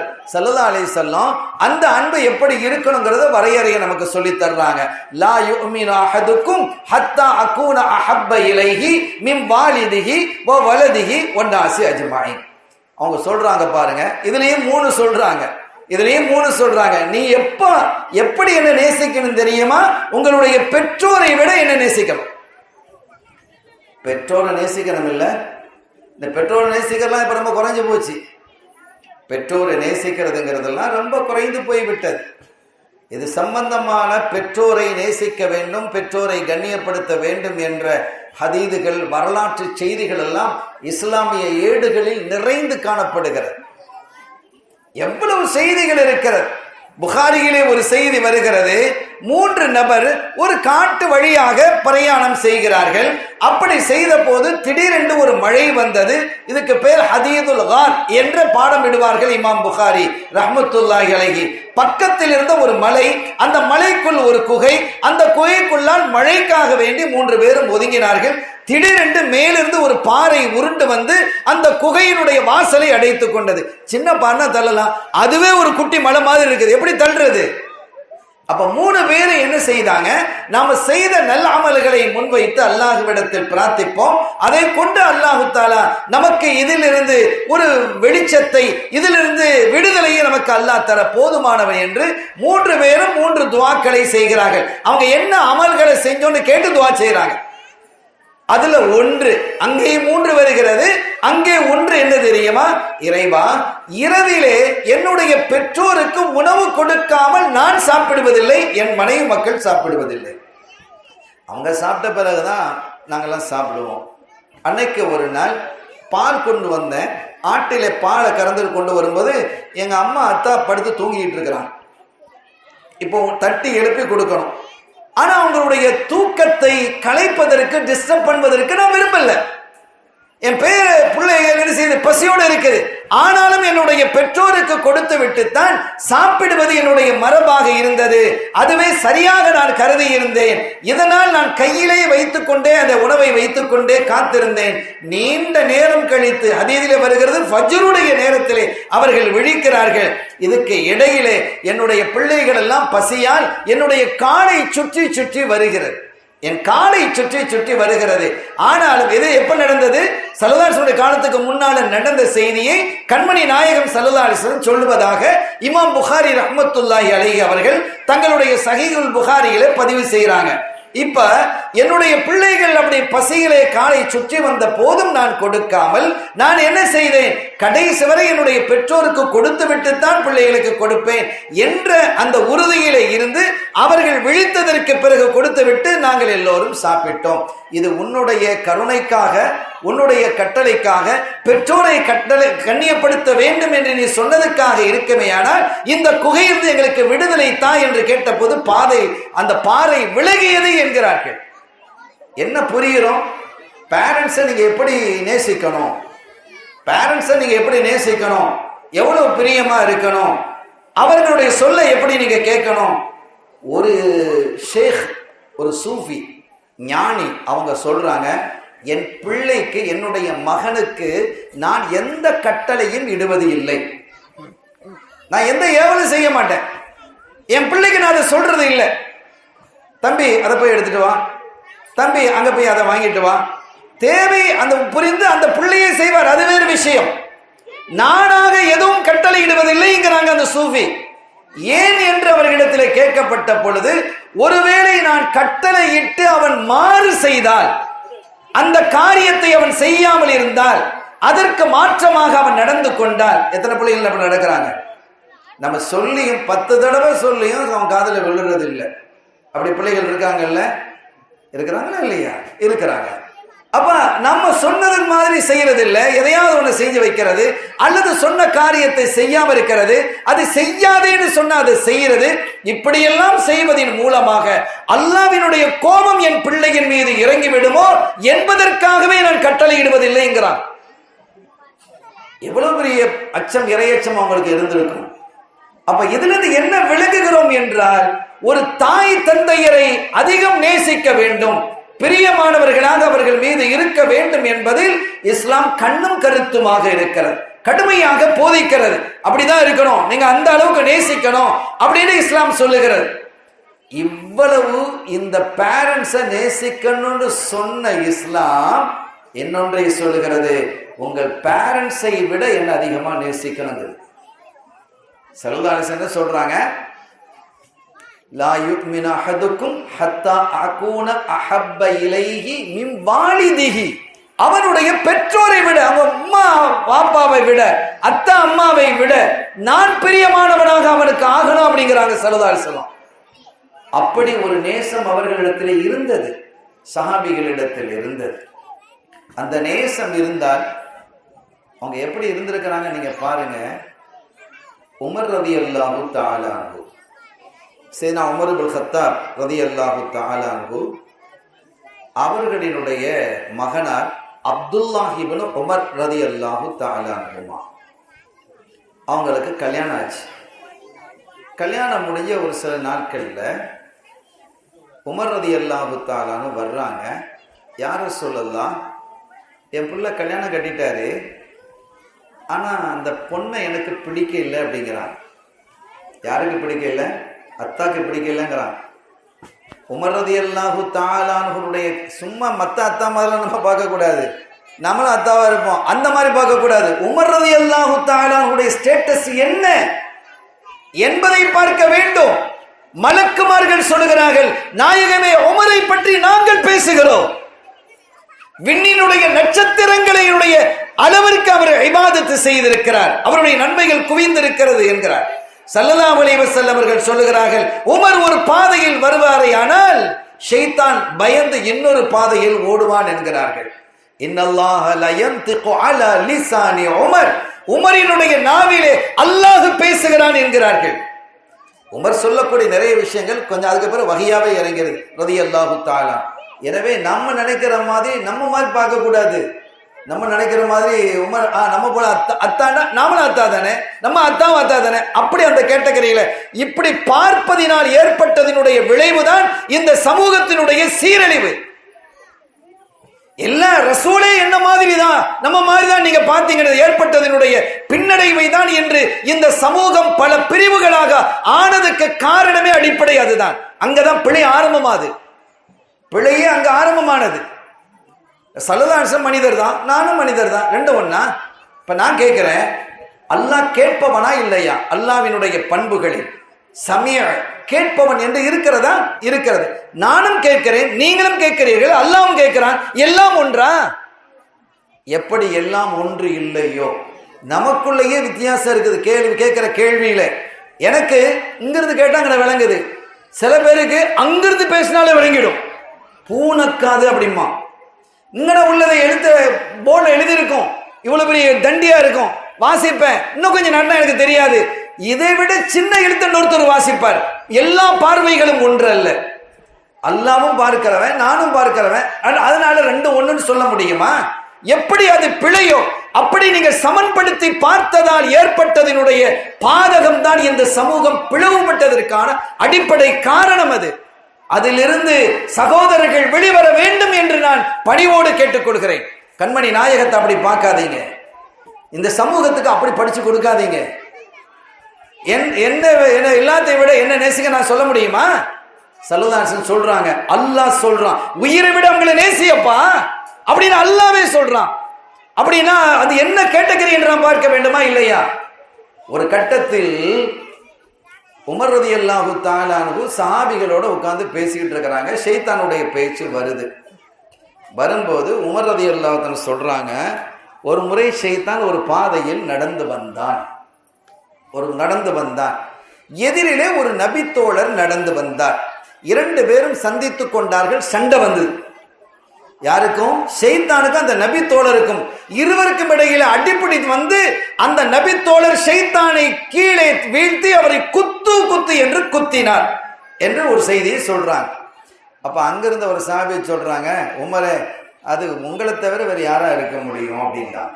உமர் ரலியல்லாஹு அன்ஹு சிரிச்சுக்கிட்டே அமைதியாயிட்டாங்க. அவங்க தான் ஒரு ஷைத்தான் அவனை உமரை நெருங்க முடியாது. ரலியல்லாஹு தஆலா ஃபஜ்ஜன் ஆகர், இன்னொரு வழியாக உமர் வரக்கூடிய வழியிலே ரலியல்லாஹு தஆலா ஷைத்தான் வர முடியாது, ஓடிடுவான்.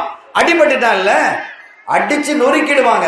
அப்படிப்பட்ட அந்த கேட்டகரியில வைத்து நீங்கள் உமர் ரலியல்லாஹு தஆலா பார்க்கணும். இப்ப என்ன சொல்றாங்க, அதோட பேரண்ட்ஸையும் சேர்த்துக்கிடலாம், அப்படிதான் பார்க்கணும். சாதாரண ஒரு தந்தையாக நீங்க பார்க்க கூடாது. இந்த மாதிரி பார்த்து தான் அவங்களும் ஒரு மனுஷன், நாமளும் மனுஷன், உமர் தானே தப்பு வராதா, உதுமான் தப்பு வராதா, ரலியல்லாஹு தஆலா. என்ன பேச்சு இது? எவ்வளவு அசிங்கமானது அது. இந்த சமூகத்தை அசிங்கப்படுத்துவது. அவர்கள் யாரு தெரியுமா? அல்லாஹுவால் இந்த உலகத்திலேயே பொருந்தி கொள்ளப்பட்டவர்கள். ரலியல்லாஹு அன்ஹும் என்கிறான். சொர்க்கத்தை விட உயர்வானது அல்லாஹ்வின் பொருத்தம். இந்த பொருத்தம் சுவனம், அந்த சுவனம் உண்டு என்பதை இந்த புவனத்திலேயே அல்லாஹ் அவர்களுக்கு அறிவிக்கிறார். என்னுடைய பொருத்தத்திற்கு ஆணானவர்கள், அந்த பொருத்தத்துக்கு அல்லாஹ்வுடைய பொருத்தத்துக்கு ஆணானவர்களை எப்படி நாம கையாளணும்? அவர் தப்பு பண்ண மாட்டாரா? இப்படி பேசுவீங்களா நீங்க? அல்லாஹ்வுக்கு கோபம் வராது? என் பொருத்தத்துக்கு ஆளானவர்களை நீங்கள் எப்படி விமர்சிக்கிறீர்கள்? எவ்வளவு பேசலாம். நான் அந்த துறைக்கு நான் இப்ப போகல, அந்த விவாத நிலைக்கு நான் போகல. ஆனா நீங்க புரிஞ்சுக்கிடணும், நம்ம பிள்ளைகளை சரியான முறையில் வழி நடத்த வேண்டும். எனக்கு தந்த தலைப்பு குழந்தைகளை, சிறுவர்களை, இளைஞர்களை டார்கெட் பண்ணுவதுதான். டார்கெட் பண்ணுவது என்று சொன்னால் அவர்களை சத்தியத்தின் வழியிலே, நபி அன்பிலே அவர்களை திளைக்க வைப்பது. அல்லாஹ் அந்த அன்பை நம்முடைய இதயங்களில் நிறைவாக தருவானாக. அவர்களுடைய குடும்ப அன்பை, அஹ்லுல் பைத்துடைய அன்பை நிறைவாக தருவானாக. குர்ஆன் ஓதுவதை, ஆசையை நம்முடைய இதயங்களில் நிறைவாக தருவானாக. உமர் ரலியல்லாஹு தஆலா வந்து சொன்னாங்க, யா ரசூலல்லாஹ், என் மகன் கல்யாணம் முடிச்சிட்டாரு, என் மருமகளை அந்த பொண்ணை எனக்கு பிடிக்கல. சும்மா பிடிக்கலன்னு சொல்லுவாங்களா யாராவது? நம்ம வீட்டில் இருக்கக்கூடிய மாமியார் மருமகன் சண்டை மாதிரியாருது? எதுக்கு சண்டை வருதுங்கிறத பாருங்க. சின்ன சின்ன விஷயங்களுக்கெல்லாம் சண்டை வந்துடும். அது பொருந்தி போகக்கூடிய மனப்பான்மை இல்லை. ஆனால் உமர் ரலியல்லாஹு தஆலா அவர்களுடைய நாவிலே அல்லாஹ் பேசுகிறான் என்று சொன்ன நபிகள் ஸல்லல்லாஹு அலைஹி வஸல்லம் வாக்கை நீங்கள் கவனத்தில் வைத்துக்கொண்டு நீங்கள் இந்த ஹதீதை அணுகணும். ஒரு ஹதீதை அணுகுவதற்கு ஒரு உசூல் இருக்கிறது, ஒரு பார்வை இருக்கிறது, ஒரு வழி இருக்கிறது. அந்த வழியின் வழியாகத்தான் நீங்கள் அந்த ஹதீதை அணுக வேண்டும். உங்க பார்வையில அணுகக்கூடாது. இதுதான் பிரச்சனை. பிரச்சனை எங்க வருதுன்னா, நான் நினைக்கிற மாதிரி அது பார்க்கிறது அப்படின்னா அது பிழை. ஹதீத பார்க்கறதுக்கு ஒரு கோப் இருக்கு. பகல்லையும் நட்சத்திரங்கள் உண்டு இல்ல? இந்த கோப் மூலமா பார்த்தா அது தெரியும் இல்ல? இருக்கு. அந்த வெளிச்சத்துல அது தெரியாது. அப்ப நட்சத்திரங்களை பார்ப்பதற்கு ஒரு கோப் இருக்கிறது மாதிரி ஹதீதைகளை பார்க்கக்கூடிய கோப்பு தான் உசூல். இந்த உசூலை உடைத்து விட்டால் இந்த இஸ்லாமே உடைஞ்சு போயிடும். உசூலை உடைச்சிட்டா இஸ்லாமே உடைஞ்சிடும். அந்த உசூலினுடைய அடிப்படையில் தான் ஹதீதை ஆயாத்துக்களை நீங்கள் அணுகுவது எப்படி என்பதை அருள் நபி ஸல்லல்லாஹு அலைஹி வஸல்லம் அவர்கள் நமக்கு கற்றுத் தந்தாங்க. அந்த உசூலை தான் செம்மைப்படுத்தினார்கள் நம்முடைய இமாம்களாகிய பெருமக்கள். இப்ப நீங்க வாங்க, உமர் ரலியல்லாஹு தஆலா சொல்லிட்டு போன பிறகு அவங்க மகனார அழைக்கிறாங்க. அப்துல்லாஹ் இப்னு உமர் அவங்களை குறித்து ஸல்லல்லாஹு அலைஹி வஸல்லம் அவர்கள் சொல்வார்கள், அப்துல்லா ரொம்ப நல்ல பிள்ளை. ஹதீதுகள்ல வருது. அப்துல்லா சாலிஹானவர். ஸல்லல்லாஹு அலைஹி வஸல்லம் அவங்களுக்கு ரொம்ப பிரியமானவங்க, ரொம்ப அருமையான பெரிய அறிவாளி, ஆற்றல் மிகுந்தவர்கள். பல ஹதீதுகளை அறிவித்த அறிவிப்பாளர்களுடைய பட்டியல்களில் முன்னணியிலே இருப்பவர்களில் அப்துல்லா இப்னு உமர் ரலியல்லாஹு தன்னுடைய பெயரும் இருக்கு. அவ்வளவு பெரிய அறிவாளி, கண்மணி நாயகத்தின் மீது அதிக பிரியம் கொண்டவர்கள். அவங்க சொன்னாங்க, அப்துல்லா உங்க மனைவியை உங்க அத்தாக்கு பிடிக்க இல்லை, உங்க மனைவி உங்க அத்தாக்கு பிடிக்க இல்லை, நீங்க என்ன செஞ்சுங்க, விட்டுருங்க, விடுவிச்சிருங்கன்ட்டான். மனைவியை விடுவிச்சிருங்க அப்படின்ட்டான். யாரும் சொல்லலாம், என் அத்தாக்கு பிடிக்காவிட்டால் என்ன, எனக்கு பிடித்திருக்கிறது என்ற கேள்வி அவர்கள் எழுப்பல. இதுதான் மார்க்கம், புரியணும். ரசூலை நீங்க அப்படி நேசிக்கணுங்கிறான் அல்லாஹ். ஸல்லல்லாஹு அலைஹி வஸல்லம் சொல்லிட்டாங்க, நீங்க அவங்க சொன்னா கேளு, அவ்வளவுதான், கேட்டுறோம் அப்படின்னு சொல்லிட்டாங்க. இப்ப பாருங்க, அவங்க உடனே என்ன செஞ்சிட்டாங்க, விவாகரத்து செஞ்சிட்டாங்க, டிவோர்ஸ் பண்ணிட்டாங்க. இதான் ஹதீது, இதான் வரலாறு. அப்ப எனக்கு பிடிக்குதுங்கிறது. இப்ப இதை எதற்காக நான் சொல்ல வர்றேன், இங்க தந்தை தவறுகள் பண்ணலாம், அந்த தந்தை மாதிரி உமரை நீங்க பார்க்க கூடாது ரலியல்லாஹு தஆலா அன்ஹு.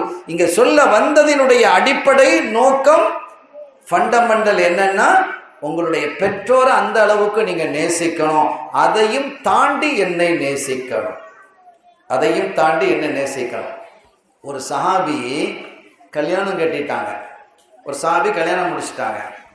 கொஞ்ச நாள் இருக்கும், ஒரு வயது முதிர்ந்த பெண்மணி வர்றாங்க. வயது முதிர்ந்த பெண்மணி வர்றாங்க, வந்து அவரை பார்க்க வர்றாங்க, அந்த சஹாபியை பார்க்க வர்றாங்க. தம்பி நல்லா இருக்கேன், உனக்கு கல்யாணம் முடிஞ்சிருச்சாமே, நான் அதை கேள்விப்பட்டு தான் உன்னை பார்க்க வந்தேன் அப்படின்னு சொல்றாங்க. அந்த தாய், அந்த பெண்மணி யாருன்னா, சின்ன வயசுல அந்த தாயிட்ட அந்த பெண்ணிட்ட இவர் பால் குடிச்சிருக்கிறார். அரபகத்துல நம்ம ஊர் மாதிரி ஒரு சிச்சுவேஷன் தான் அங்க இருக்கு. நீங்க பாத்தீங்கன்னா அங்க பிழை. ஒவ்வொரு கால சூழலும் வேறுபடுகிறது, ஒவ்வொரு கலாச்சாரமும் வேறுபடுகிறது. ஸல்லல்லாஹு அலைஹி வஸல்லம் அவர்கள் எல்லாவற்றையும் உள்வாங்கிக் கொண்டு செய்திகளை தந்தவர்கள், புரிந்துக்கிடணும். எனவே அந்த காலகட்டத்தில் என்னன்னா, பெரும்பாலானவர்கள் குழந்தையை பெற்றெடுத்துட்டா கிராமத்திலே இருக்கக்கூடியவர்கள்ட்ட பால் குடிக்க கொடுத்துருவாங்க பிள்ளைய. பால் குடி தாயார் இப்பவுமே இருக்கு, ஆனா ரொம்ப ரொம்ப ரொம்ப குறைவு இல்லையா? இப்பதான் நமக்கு புட்டிப்பால் வந்துடுச்சு, எல்லாம் மாட்டுப்பாலும் ஆட்டுப்பாலும் தான் இருக்கு. மாட்டுப்பால் தான் நிறைய ஆவினா அது இதுன்னு இருக்கு. தாய்ப்பால் தான் இப்ப குறைஞ்சி போயிடுச்சு. தாய்ப்பால் கொடுத்தா அழகு குறைஞ்சிடும் சொல்றாங்க. இது ஒரு முட்டாள்தனமான வாதம். இது உங்கள் பிள்ளைக்கு முழு ஆரோக்கியம் தாய்ப்பால் எல்லாம் வச்சிருக்கிறான். நோய் எதிர்ப்பு சக்தி அதிகமாக இருக்கக்கூடியது தாய்ப்பால். எனவே தாய்ப்பால் ரொம்ப முக்கியமானது. அந்த காலத்துல ஏன் இந்த நகரத்திலே இருக்கக்கூடியவர்கள் கிராமத்திலே இருக்கக்கூடிய பிள்ளைகிட்ட, பெரும்பாலும் மக்காவாசிகள் என்ன செய்வாங்கன்னா, குழந்தைகளை என்ன கொடுத்தாங்க, ரசூல் ஸல்லல்லாஹு அலைஹி வஸல்லம் அவங்களே கொடுக்கப்பட்டவங்க தானே, ஹலிமா அம்மையார் தானே அவங்களுக்கு பால் கொடுத்தாங்க. அவங்க ஒரு கிராமத்தில் இருந்தவங்க, சாயது குலம், அந்த இடத்துக்கு நான் போயிருக்கிறேன். எவ்வளவு தூரம் இருக்கு தாயிஃபுக்கு போற வழியில, தாயிஃப் வந்து ஒரு வழி பிரிஞ்சு போகணும், அவ்வளவு தூரத்தில் இருக்கு. கிராமம், சின்ன குக்கிராமம். மக்காவை பொறுத்தவரை அங்கே நிறைய வாகனம், ஒட்டகம், குதிரை, கோவேரி கழுதை இதுல நிறைய பேர் வந்துகிட்டே இருப்பாங்க. தூசி படந்துகிட்டே இருக்கும். ஒண்ணு. ரெண்டாவது, பல நாட்டு மக்கள் வருவாங்க. ஹஜ்ஜுங்கிறது எல்லா காலமும் இருந்தது, அது வேறு விதமாக இருந்தது. உம்ராங்கிறது எல்லா காலமும் இருந்தது, அது வேறு விதமாக இருந்தது. இஸ்லாம் ஒரு சீரமைத்தது. நான் அந்த செய்திக்குள்ளும் செல்லவில்லை.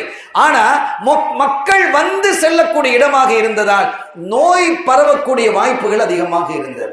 எனவேதான் கிராமங்களுக்கு என்ன செஞ்சாங்க, இன்னைக்கும் கிராமங்கள் பொல்யூஷன் அதிகம் இல்லை தானே.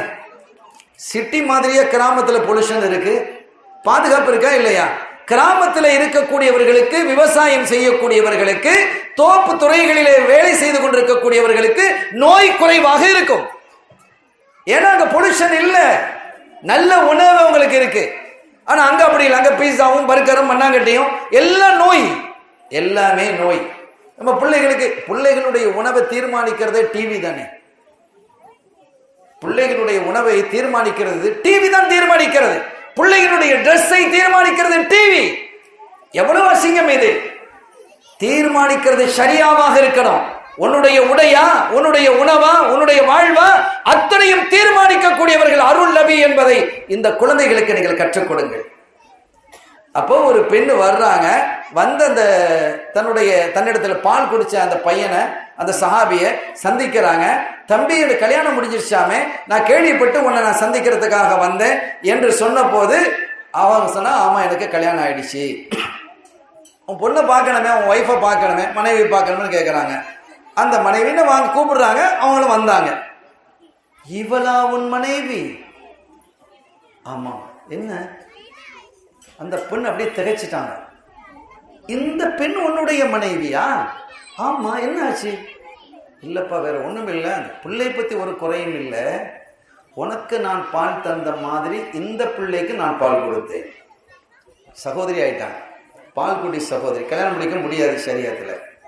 ஆனா தெரியாது, இவங்க ரெண்டு பேரும் ஒரு ஆள் பால் குடிச்சாங்கிறது தெரியாது. இப்ப பெரிய குழப்பமா போச்சு. இவருக்கு தெரியும் எனக்கு பால் தந்திக்கிறான செய்திகள், அந்த பெண்ணுக்கு தெரியல. இவங்க பால் தந்திருக்கு, எனக்கு பால் கொடுத்தாங்கன்னா அந்த பெண்ணுக்கு தெரியல, இவருக்கு அது தெரியுது. அவங்களுடைய தாய்மார்கள் ஃபேமிலியில சொல்லி இருப்பாங்க. இப்ப பெரிய குழப்பம் வந்து போயிடுச்சு, என்ன செய்யறதுன்னு தெரியல. நேராக ஸல்லல்லாஹு அலைஹி வஸல்லம் அவர்கிட்ட அந்த தோழர் வர்றார். யார் ரசூலுல்லாஹ், இப்படி ஒரு பெண்ணு வந்தாங்க. வந்த போது என்னுடைய மனைவி அவங்க பார்த்தாங்க. பார்த்துட்டு சொன்னாங்க, உங்க ரெண்டு பேருக்குமே நான் பால் தந்திருக்கிறேனே அப்படின்னு சொன்னாங்க. இப்ப அப்படி சொன்னா அதற்கு என்ன செய்யணும்? ஷரியத்துல சாட்சி கொண்டு வரணும். 4 சாட்சிகள் பெண்களாக இருந்தால், ஆண்களாக இருந்தால் 2 சாட்சிகள் கொண்டு வரும், ஷாஹிது. அப்படி எந்த சாட்சியும் இருக்கா? இல்லை. அந்த பெண் மட்டும் சொல்வதுதான் இருக்கிறது. ஸல்லல்லாஹு அலைஹி வஸல்லம் அவர்கள் சொன்னார்கள், இருந்தாலும் ஒரு பேச்சு வந்துட்டப்பா, பேச்சு வந்துருச்சு இல்ல அப்படின்னு சொல்றாங்க.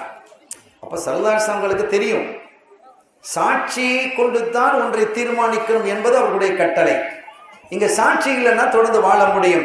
ஆனால் இதில் இருக்கக்கூடிய யதார்த்தம் என்ன என்பதை அவர்கள் விளங்கி இருக்கிறார்கள் என்பதை நாம புரிஞ்சுக்கிடணும். அவங்க சொன்னாங்க, ஆனா ஒரு பொதுப்படையா சொன்னாங்க, தம்பி என்னதான் இருந்தாலும் ஒரு பேச்சு வந்துருச்சா இல்லையா அப்படின்னு சொன்னதும் தான் அந்த வாழ்க்கையை அவர்கள் நிறுத்தி விட்டார்கள். அந்த பெண்ணோடு வாழல, அவங்க அனுப்பிட்டாங்க. அந்த பெண்ணு அதை சம்மதித்துக் கொண்டார். அப்படி சம்மதிக்கக்கூடிய பண்பு, பக்குவம் அந்த சஹாபிகளுக்கு இருந்ததால் தான் அல்லாஹ் நான் அவர்களை பொருந்தி கொண்டேன் என்கிறார். அல்லாஹ்வுடைய பொருத்தம் நமக்கு வேணுமா இல்லையா? அந்த பொருத்தத்திற்கான வழி என்ன? கண்மணி நாயகம் சொன்னதை அப்படியே நம்முடைய வாழ்க்கையில் கொண்டு வருவதுதான். அருமையான பெருமக்களே, எனக்கான உரையினுடைய நிறைவு நேரம் நெருங்கி வருகிறது. தல்ஹத் இப்னுல் பரா ஒரு சஹாபி, சின்ன வயசு சஹாபி. அது சிறுவர் என்று சொல்வதா அல்லது இளைஞர் என்று சொல்வா, அதுக்கு மத்தியில் உள்ளதுன்னு வச்சுக்கோங்களேன். ஒரு 14-15 வயசுக்குள்ள அவர் ஒரு முறை ஸல்லல்லாஹு அலைஹி வஸல்லம் அவர்களை சந்திக்க வர்றாங்க. அப்படி வந்து சொன்னாங்க, முர்லி பிமா அஹ்பபத, நாயகமே உங்களுக்கு என்ன பிரியமோ அதை எனக்கு ஏவுங்க, எனக்கு கட்டளையிடுங்க. நீங்க அதாவது என்ன அர்த்தம்?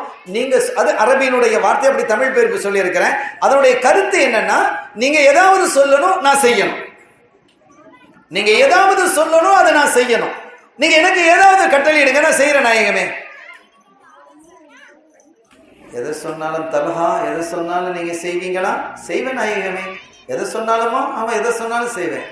உக்குத்துல் அபாக்க, போய் உங்க அத்தாவை வெட்டிடு அப்படின்னா. உக்குத்துல் அபாக்க, உங்க அத்தாவை நீ வெட்டிடு அப்படிங்கிறான். இதை பார்க்கணும். என்ன நான் ஏற்கனவே சொல்லிட்டேன், ஒவ்வொரு ஹதீதையும் பார்ப்பதற்கான ஒரு பார்வை இருக்கிறது என்று. அந்த பார்வை என்னங்கிறதையும் சொல்லுவேன் இன்ஷா அல்லாஹ். உக்குத்துல் அபாக்க. இப்போ நாயகமே, நீங்க விரும்பினதை சொல்லுங்க, நான் செய்யறேன் அப்படின்னு எனக்கு ஒரு ஆசை. உங்க மேல அவ்வளவு பெரிய எனக்கு, நீங்க சொல்லி நான் செஞ்சேன்னு எனக்கு இருக்கணும், அது ஒரு ஆசை. அதுக்காக எங்க அத்தாவை போய் கொள்ள சொல்றீங்களே, அவர் என்ன தப்பு பண்ணாரு, என்ன வம்பு பண்ணாரு, அப்படி அவர் கொல்லப்படுவத அளவுக்கு, கொலை செய்யப்படும் அளவிற்கு அவர் செய்த குற்றம் என்ன என்று எதுவுமே அந்த பிள்ளை கேட்டுட்டு இருக்குல்ல. உடனே புறப்பட்டு வேகமா ஓடுனார். நெல் தல்ஹா சல்லான்னு சொல்றாங்க. நெல் தல்ஹா எங்க போறீங்கன்னு கேட்டாங்க. எங்க அத்தாவை கொல்றதுக்கு அப்படிங்கிறான். எங்க அத்தாவை கொல்றதுக்கு அப்படிங்கிறான். அந்த பிள்ளை சொல்லுது. சொன்னாங்க, குடும்ப உறவுகளை பிரிப்பதற்கோ யாரையும் கொல்லுவதற்கோ நான் அனுப்பப்படலை, வாங்க உட்காருங்க. ஏன் அதை சொல்லி காட்டினாங்க ஸல்லல்லாஹு அலைஹி வஸல்லம்? அப்படி செய்ய சொன்னாங்க, நாளைக்கு வரக்கூடிய இந்த உம்மத், இந்த சமூகம், என் தோழர்கள் நான் எதை சொன்னாலும் செய்வார்கள் என்பதை வலியுறுத்தி காட்டுவதற்காக, ஒரு சாதாரண மனிதர் அல்ல என்பதை தெரிவதற்காக. எப்படி விளங்கின ரசூலை? என்ன ஆச்சரியம் உங்களுக்கு தெரியுமா? ஹிட்லர் அவன் கப்பல்ல உட்கார்ந்து இருக்கிறார். உலகத்துல ஹிட்லரினுடைய ராணுவம் மாதிரி ஒரு கட்டுப்பாடு ராணுவம் இல்லைன்னு ஒரு பெயர் இருக்கு. அந்த ராணுவம் ஹிட்லரை அப்படி நேசிக்கும் என்ற ஒரு பெயரும் இருக்கு. அவர் நடுக்கடல்ல இருக்கிறாரு, கப்பல்ல. அவரை சந்திப்பதற்கு ரிப்போர்ட்டர் ஒருத்தர் வர்றார். ஒரு வாய்ப்பு கொடுத்து அவருக்கு பெர்மிஷன் கொடுத்து அவர் வந்து சந்திக்க வர்றார். கப்பல், அந்த திமிங்கலங்கள், சுறா மீன்கள் அதிகம் இருக்கக்கூடிய ஏரியா அது அவருக்கு ஒரு இன்ட்ரெஸ்ட் போல. அங்க கப்பல்ல இருக்கிறார். அப்ப ஒரு ரிப்போர்ட்டர் சந்திக்க வர்றார். வந்து டைம் கொடுக்கப்பட்டிருக்குது. ஹிட்லரோட உட்கார்ந்து பேசுறார். உங்கள் இராணுவத்தினர் உங்கள் மீது அவ்வளவு பிரியம் கொண்டவர்களாமே, உங்கள் மீது அவ்வளவு உயிரை வச்சிருக்கிறாங்களாமே, நீங்க எதை சொன்னாலும் உடனே செய்வாங்களாமே. ஆமா செய்வாங்க. உங்களுக்கு சந்தேகமா? உங்களுக்கு சந்தேகமா? அதை நான் நிரூபிச்சு காட்டட்டேன். இங்கே வா அப்படின்னு கூப்பிடுறார். ஹிட்லர் அழைக்கிறார். ஒரு வீரனை சுத்தி வர கப்பலினுடைய பார்டர்ஸ்ல நிறைய வீரர்கள் நின்று இருக்கிறாங்க. இவருக்கு பாதுகாப்பாக ஒரு வீரனை கூப்பிடுறாரு, வா இங்கே அப்படின்னு கூப்பிட்டோன்னு ஓடி வந்தான். சார் அப்படின்னு கேட்டான். போய் கடல்ல குதிச்சிரு அப்படின்னா. குதிச்சா மையத்து தான். ஏன்னா சுறா மீன்கள் அங்க அதிகம், தப்ப முடியாது, சிதைச்சிடும், சின்ன பின்னமாக்கிடும். போய் கடல்ல குதி அப்படிங்கிற. ஏன் எதுக்குன்னு கேள்வி கேட்கல, ஓடி போய் குதிச்சுட்டான், செத்துட்டான். நிருபர் அப்படியே திகைச்சிட்டார். ரிப்போர்ட்டர் திகைச்சு நிக்கிறார். இன்னும் உங்களுக்கு நம்பிக்கை இல்லையா? இந்த பக்கத்துல ஒருத்தன் கூப்பிட்டாங்க, வா அங்கே அப்படின்னு. வந்தான். சார் அப்படின்னா, போய் கடல்ல குதிடா அப்படின்னா. ஓடனா போய் கடல்ல குதிச்சுட்டான், செத்துட்டான். இவருக்கு ரொம்ப திகைப்பா போச்சு. என்ன இன்னும் நிரூபிக்கவா? இவன் எல்லாத்தையும் கொண்டு விடுவான் போல இருக்கு. மூணாவது ஒருத்தனை கூப்பிட்டான், வா அப்படின்னு. அவன் வந்தான். சார் அப்படின்னா, போய் குதிரா கடல் அப்படின்னா. ஓடுனா. ரிப்போர்ட்டர் எழுந்து பின்னால ஓடி அவன் கீழே விழும்போது அவர் முதுகுல இருக்கக்கூடிய சட்டை ஒரு அப்பை பிடிச்சு இழுத்துட்டார். உனக்கு பைத்தியமாடா? அவர் சொன்னாருங்கிறதுக்கு நீ கடல்ல குதிக்கிற? ரிப்போர்ட்டர் இல்ல, இதுக்கு அங்க கடல் கடைசி வந்துட்டான். ஓடி போய் பிடிச்சிட்டார், பிடிச்சு இழுக்கிறார். அவர் சொன்னாரு அப்படிங்கிறதுக்காக நீ விழுறிய. என்னடா உனக்கு பைத்தியமா இருக்கு? நீ என்ன தப்பு பண்ண? நீ உயிரை விடுறதுக்கு உயிரை விடுறியப்பா, என்ன தப்பு பண்ணிட்ட நீ? அந்த அளவுக்கு அவர் மேல பிரியமா அப்படின்னு கேட்கும்போது அவன் சொன்ன பதில் தான் நம்ம யோசிக்க வைக்கிறது. சார்,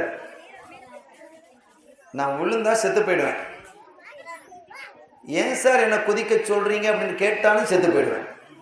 வேற என்ன இருக்கு? அதுக்கு இது பெட்டர்.